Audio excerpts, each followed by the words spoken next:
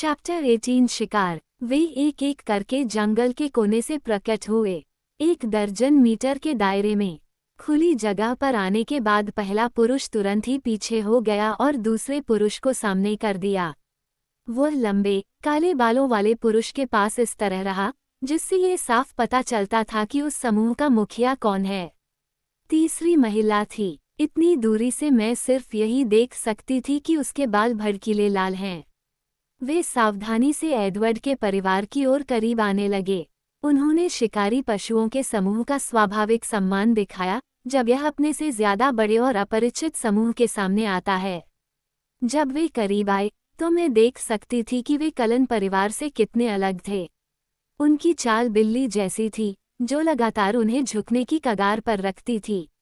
वे backpackers की सामान्य पोशाक में थे, जीन्स और कैजुअल बटन डाउन शर्ट, भारी सदाबहार कपड़े ज्यादा पहनने के कारण कपड़े घिस गए थे और वे नंगे पैर थे। दोनों पुरुषों के बाल छोटे थे लेकिन महिला के चमकदार नारंगी बालों में पत्तियां और जंगल का कचरा भरा था। उनकी पैनी निगाहों ने कार्लाइल के खड़े होने की ज्यादा सुसंस्कृत और अभिजात्य मुद्रा का जायजा लिया जो एम्स और जैस्पर को दाएं बाएं रखकर उनसे मिलने के लिए रक्षात्मक अंदाज में आगे बढ़े। उनके बीच कोई संवाद होता नहीं दिखा लेकिन वे सभी ज्यादा अनौपचारिक अंदाज में तनकर खड़े हो गए। सामने वाला पुरुष ज्यादा सुंदर था। सामान्य पीली रंगत के नीचे उसकी त्वचा जैतूनी थी और बाल चमकदार काले थे। वो मध्यम कद काठी का था और जाहिर है उसकी मांसपेशियां सख्त थीं, हालांकि एम्स की मांसपेशियों के सामने वे कुछ नहीं थीं। वह आसानी से मुस्कुराया और चमकते सफेद दांत दिखने लगे। महिला ज्यादा जंगली थी और उसकी आंखें अपने सामने के पुरुषों तथा मेरे चारों ओर के समूह पर बेचैनी से घूमती रहीं। उसके अस्त व्यस्त बाल हल्की हवा में उड़ रहे थे। उसकी मुद्रा स्पष्ट रूप से बिल्ली जैसी थी। दूसरा पुरुष उनके पीछे मदराता रहा। वह लीडर से ज्यादा छोटी बनावट का था, हल्के भूरे बाल और सामान्य नैननाक्ष जो बहुत सामान्य थे। हालांकि उसकी आंखें पूरी तरह स्थिर थीं, लेकिन वह सबसे ज्यादा सतर्क दिख रहा था। उनकी आंखें भी अलग थीं। वे सुनहरी या काली नहीं थीं जैसी मैं उम्मीद कर रही थी, बल्कि एक गहरे बरगंडी रंग की थीं जो विचलित करने वाला और डरावना था। काले बालों वाला आदमी मुस्कराते हुए कार्लाइल की तरफ बढ़ा।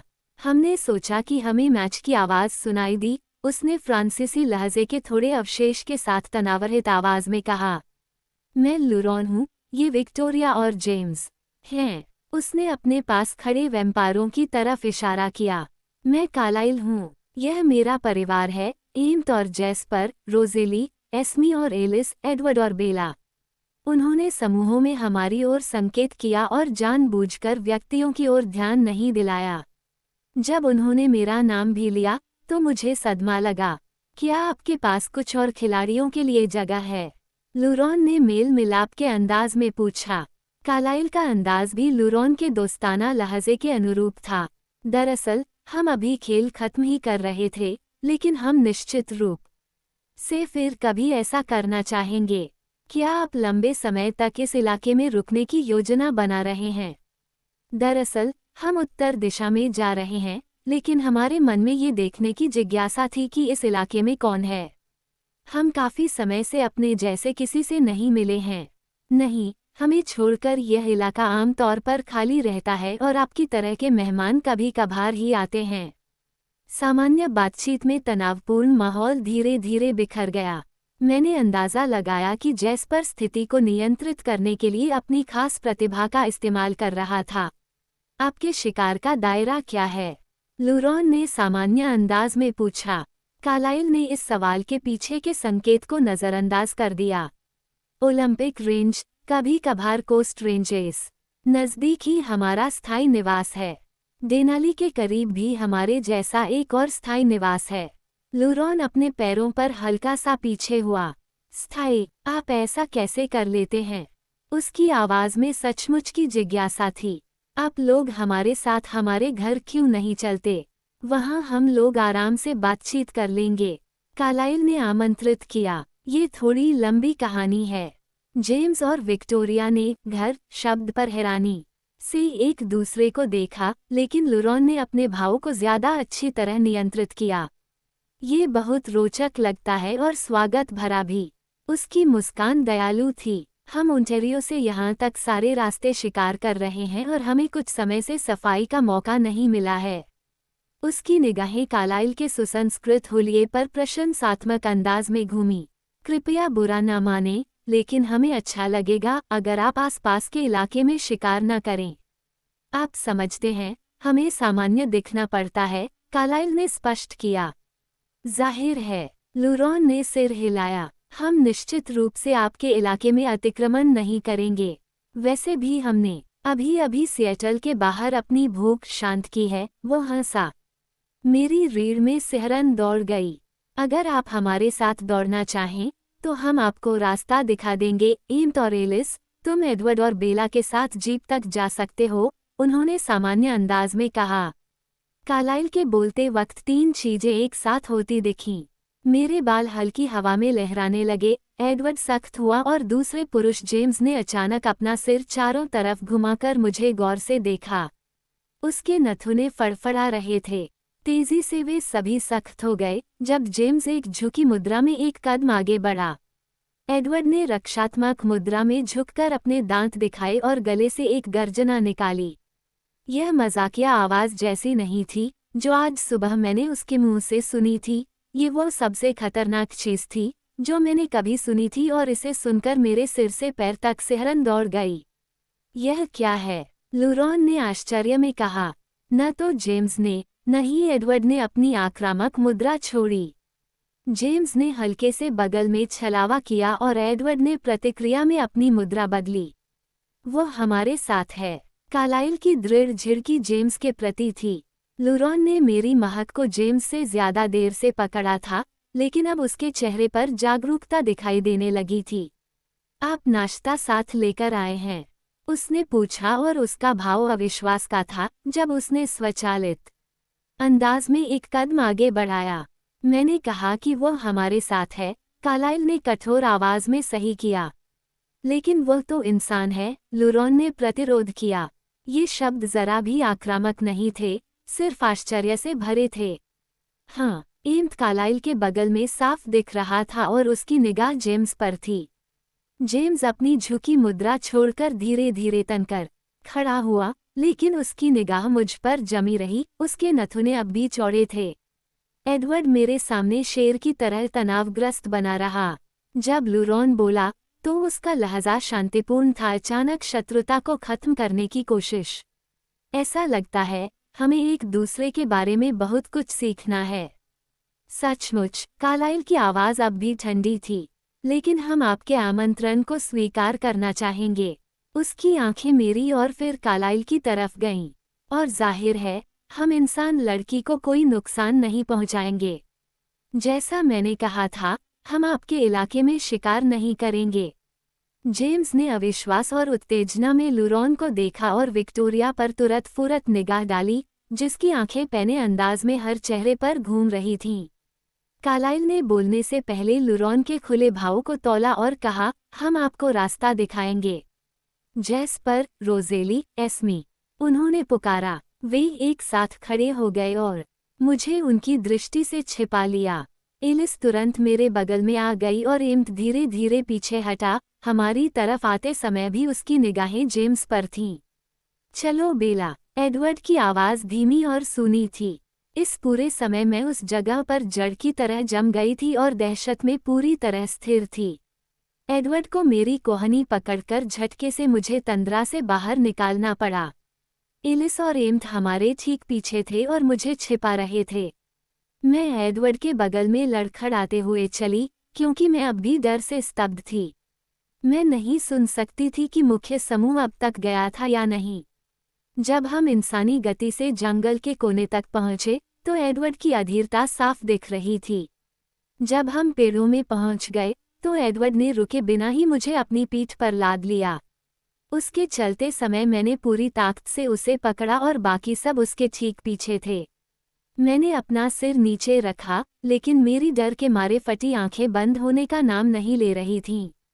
वे अब काले जंगल में भूतों की तरह मदरा रही थीं। जब एडवर्ड दौड़ता था तो उसमें आमतौर पर उल्लास का भाव नजर आता था, लेकिन आज वह नदारद था। इसकी जगह पर वह भारी आवेश में था, जिस वजह से वह ज्यादा तेजी से चल रहा था। पीठ पर मुझे बैठाने के बावजूद बाकी सब उससे पीछे रह गए। हम पलक झपकते ही जीप तक पहुंच गए और एडवर्ड ने धीमे हुए बिना मुझे पीछे वाली सीट पर उछाल दिया। उसके फीते बांध दो, उसने एम्त को आदेश दिया, जो मेरे बगल में आ गया था। एलिस पहले ही सामने वाली सीट पर पहुंच गई थी और एडवर्ड इंजन चालू कर रहा था। हम पीछे की तरफ घूमे और घुमावदार सड़क के सामने मुंह किया। एडवर्ड इतनी तेजी से कुछ गुर्राकर बोल रहा था जिसे मैं समझ नहीं पाई, लेकिन ये गालियों जैसा लग रहा था। यात्रा इस बार ज्यादा बुरी थी और अंधेरे की वजह से और भी ज्यादा डरावनी बन गई थी। एम्त और एलिस दोनों ने बगल की खिड़कियों से गुस्से से बाहर घूरा।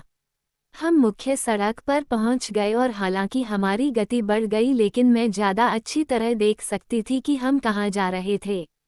और हम दक्षिण दिशा में जा रहे थे, जो फोक्स से दूर था। हम कहाँ जा रहे हैं? मैंने पूछा। किसी ने भी जवाब नहीं दिया। किसी ने मेरी तरफ देखा तक नहीं। बेड़ा गर्क हो, एडवर्ड। तुम मुझे कहाँ ले जा रहे हो? हमें तुम्हें यहाँ से दूर ले जाना है, बहुत दूर अभी। उसने पलटकर नहीं देखा, उसकी आंखें सड़क पर थीं। स्पीडोमीटर पर 105 मील की रफ्तार दिख रही थी। पलटो, तुम्हें मुझे घर ले जाना होगा। मैं चिल्लाई। मैं मूर्खतापूर्ण कवच के साथ जूझी और फीते नोचने लगी। एम्त, एडवर्ड ने उदास अंदाज में कहा, और एम्त ने मेरे हाथों को अपने फौलादी शिकंजे में कस लिया। लेकिन एडवर्ड, नहीं, तुम यह नहीं कर सकते। मुझे करना पड़ेगा। बेला, अब मेहरबानी करके चुप रहो। मैं चुप नहीं रहूंगी। तुम्हें मुझे वापस ले जाना होगा। चार्ली FBI बुला लेंगे। वे तुम्हारे पूरे परिवार की जांच करेंगे। कार्लाइल और एस्मी, उन्हें हमेशा के लिए यहाँ से जाना होगा, हमेशा के लिए छुपना होगा। शांत हो जाओ, बेला। उसकी आवाज़ ठंडी थी। हम पहले भी ऐसा कर चुके हैं। मेरे कारण नहीं, तुम ऐसा नहीं कर सकते। तुम मेरे कारण हर चीज़ बर्बाद नहीं करोगे। मैं हिंसक तरीके से जूझी, पूरी तरह निरर्थक। एलिस पहली बार बोली, एडवर्ड, गाड़ी रोक दो। एडवर्ड ने उसे सख्त निगाह से देखा और गाड़ी की गति बढ़ा दी।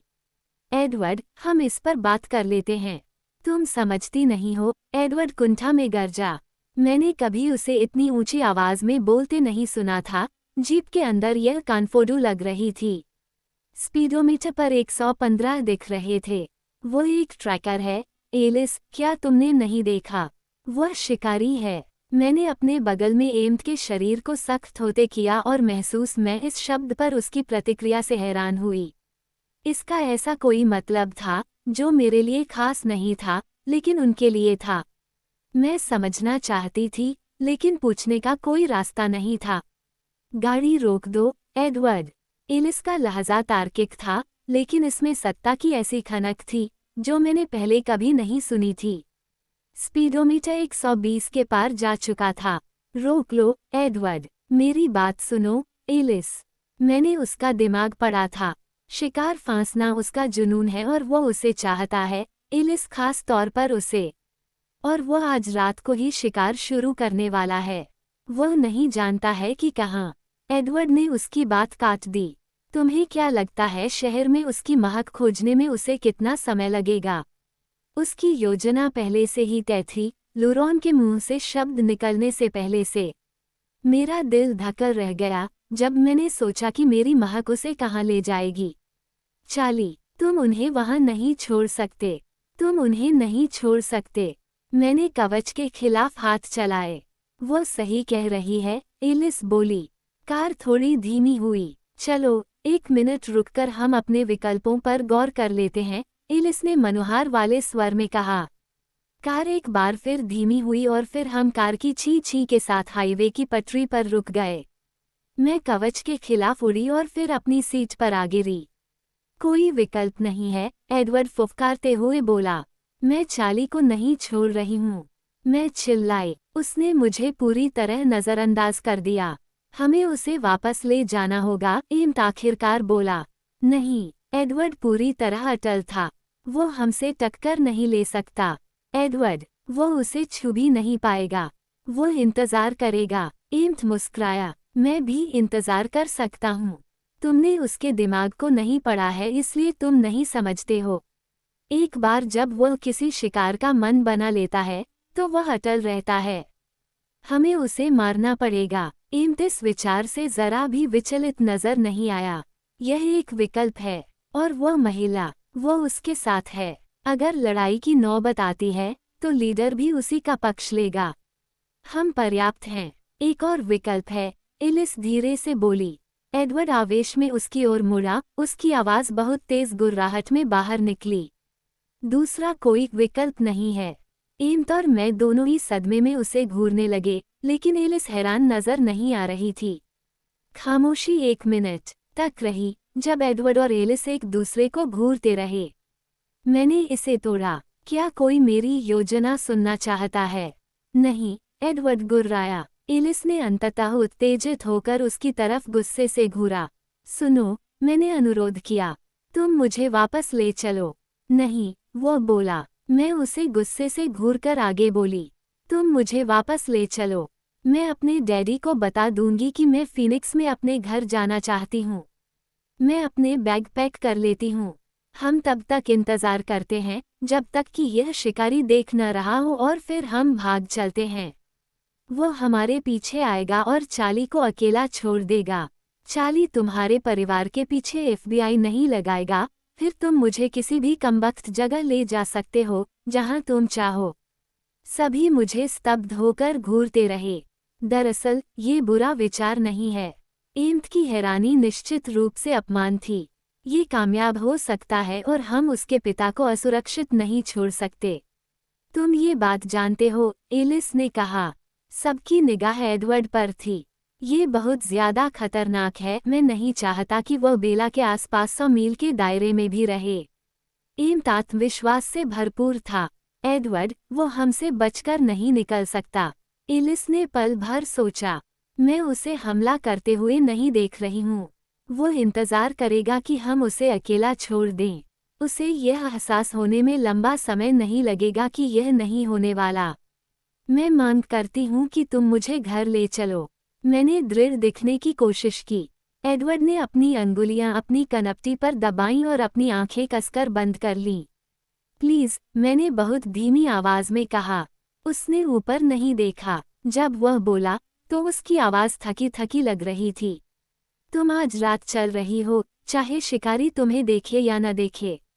तुम चार्ली को बता रही हो कि तुम फोक्स में 1 मिनट रुकना बर्दाश्त नहीं कर सकती।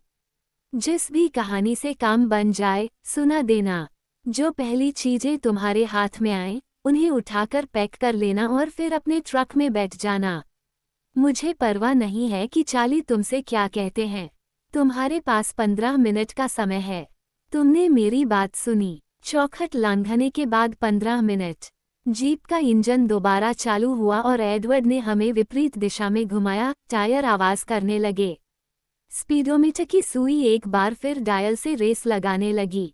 एम्थ, मैंने अपने हाथों की तरफ इशारा करते हुए कहा। ओह, सॉरी। उसने मेरे हाथ छोड़ दिए।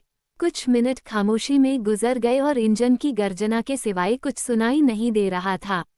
फिर एडवर्ड दोबारा बोला, देखो, यह इस तरह से होने वाला है। जब हम घर पहुंचते हैं और अगर शिकारी वहां नहीं हुआ तो मैं उसे लेकर दरवाजे तक जाऊंगा। इसके बाद उसके पास 15 मिनट हैं। उसने पीछे वाले आईने में मेरी तरफ घूरा। एम्थ, तुम घर के बाहर का मोर्चा संभालना। एलिस, तुम ट्रक निकालना। मैं अंदर रहूंगा जब तक कि वह अंदर रहती है। जब वह बाहर निकल आती है तो तुम दोनों जीप लेकर घर लौट जाना और कार्लाइल को बता देना। किसी हाल में नहीं, एम्थ ने कहा। मैं तुम्हारे साथ रहूंगा। अच्छी तरह सोच लो, एम्थ। मैं नहीं जानता कि मैं कितने लंबे समय तक दूर रहूंगा। जब तक हम नहीं जानते कि यह कितनी दूर तक चलने वाला, मैं हमेशा तुम्हारे साथ हूँ। एडवर्ड ने आह भरी। अगर शिकारी वहां है, एडवर्ड ने सख्त अंदाज में कहा, तो हम कार चलाते रहेंगे। हम उससे पहले वहां पहुंच जाएंगे, एलिस ने विश्वास से कहा। शायद एडवर्ड ने उसकी बात मान ली थी। एलिस के साथ उसे जो भी समस्या हो वह उस पर शक नहीं कर रहा था। एलिस ने पूछा, हम जीप का क्या करने वाले हैं? एडवर्ड की आवाज में एक कठोर नोक थी। तुम इसे चलाकर घर ले जा रही हो? नहीं, मैं ऐसा नहीं कर रही हूँ, एलिस ने शांति से कहा। अबोधगम्य शब्दों की धारा एक बार फिर शुरू हो गई। हम सभी मेरे ट्रक में नहीं समा सकते, मैंने फुसफुसाकर कहा। ऐसा लगा जैसे एडवर्ड ने मेरी बात सुनी ही नहीं थी। मैं सोचती हूँ कि तुम्हें मुझे अकेले जाने देना चाहिए, मैंने और भी ज्यादा धीरे से कहा। एडवर्ड ने यह बात सुन ली। बेला, कृपया इसे मेरे तरीके से करो, बस इस बार, उसने भिंचे हुए दांतों के बीच से कहा। सुनो, चार्ली मूर्ख नहीं है, मैंने विरोध किया।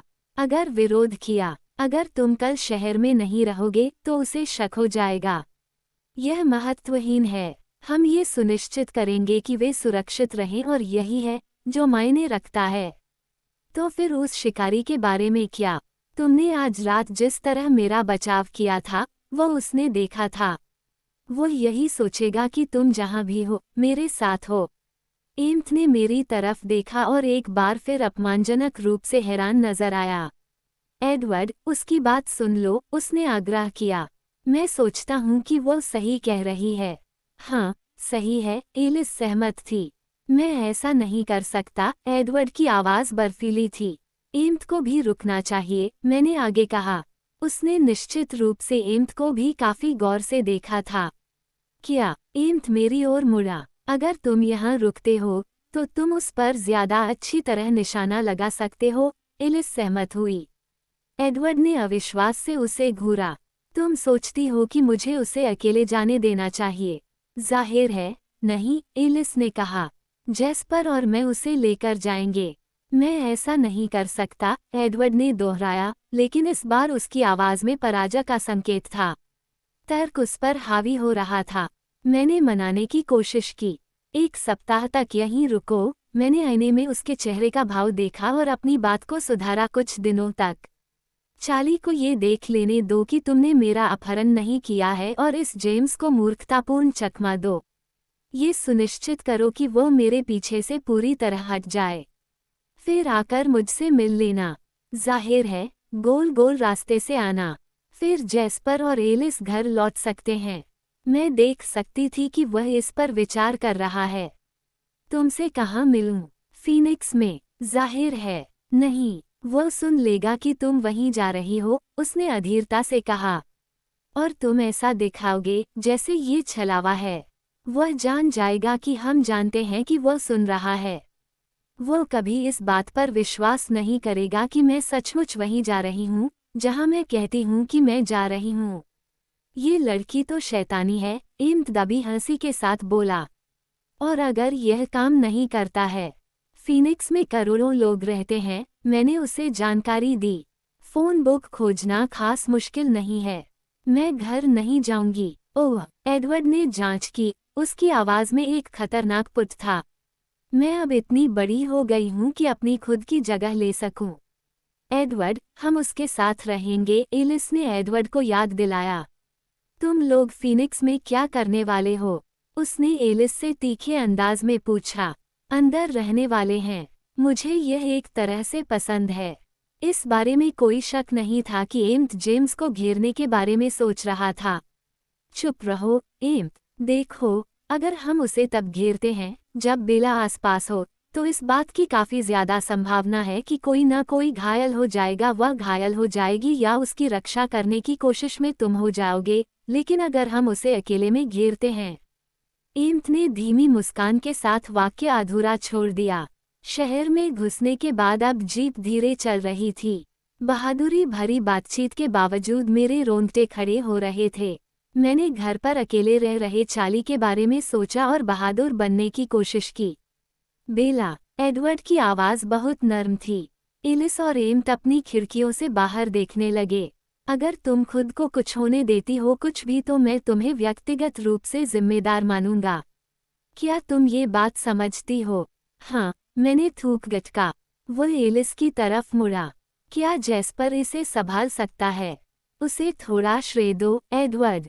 सारी चीजों को देखते हुए वह बहुत बहुत अच्छा काम कर रहा है। क्या तुम इसे संभाल सकती हो? एडवर्ड ने पूछा। और आकर्षक, एलिस ने अपने होंठ एक भयंकर ऐंठन में पीछे किए और गले से गुर्राहट छोड़ी, जिसे सुनकर मैं दहशत में अपनी सीट पर दुबक गई। एडवर्ड उसकी तरफ देखकर मुस्कुराया। लेकिन अपनी राय अपने तक ही रखो, एडवर्ड अचानक बुदबुदाया।